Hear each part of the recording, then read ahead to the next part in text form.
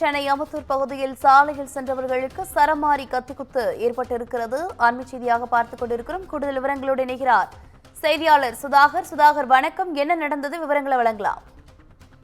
வணக்கம் சாரா. சென்னை அம்பத்தூர் மேனாம்பேடு சாலையில் நேற்று இரவு சிறுவன் உட்பட 2 இளைஞர்கள் குடிபோதையில் கத்தியுடன் ஆவேசமாக திரும்பியிருக்கிறார்கள். கண்ணில் பட்ட நபர்கள் எல்லாம் அந்த போதை இளைஞர்கள் கத்தியால் வெட்டியிருக்கிறார்கள். இந்த கொடூர தாக்குதலில் வேலை முடிந்து வீட்டுக்கு சென்று கொண்டிருந்த 3 பேர் படுகாயம் அடைந்திருக்கிறார்கள்.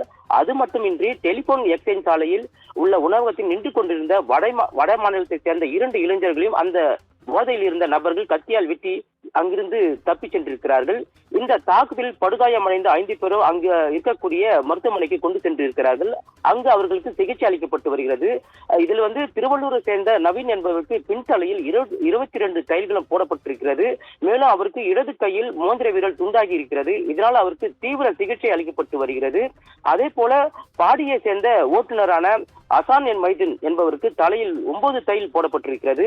அதே போல அம்பத்தூரை சேர்ந்த தனசேகர் என்பவருக்கு கையில் 7 தையல்கள் போடப்பட்டிருக்கிறது. இது தவிர வடமாநிலை சேர்ந்த மகேந்திரன் குமாருக்கு கழுத்தில் 6 தையல்களும், தீபக் என்பவருக்கு பின்தலையில் 13 தையல்களும் போடப்பட்டிருக்கிறது. இது தொடர்பாக தகவல் அறிந்து சம்பவ இடத்திற்கு வந்த அம்பத்தூர் போலீசார் வழக்கு பதிவு செய்து தாக்குதலில் ஈடுபட்டவர்களை விசாரணை நடத்தி வருகின்றனர். மேலும் சிசிடிவி காட்சிகளை கொண்டு ஆய்வு செய்ததில் தாக்குதலில் ஈடுபட்ட 3 பேரும் யார் என்பது அடையாளம் தெரிந்திருக்கிறது.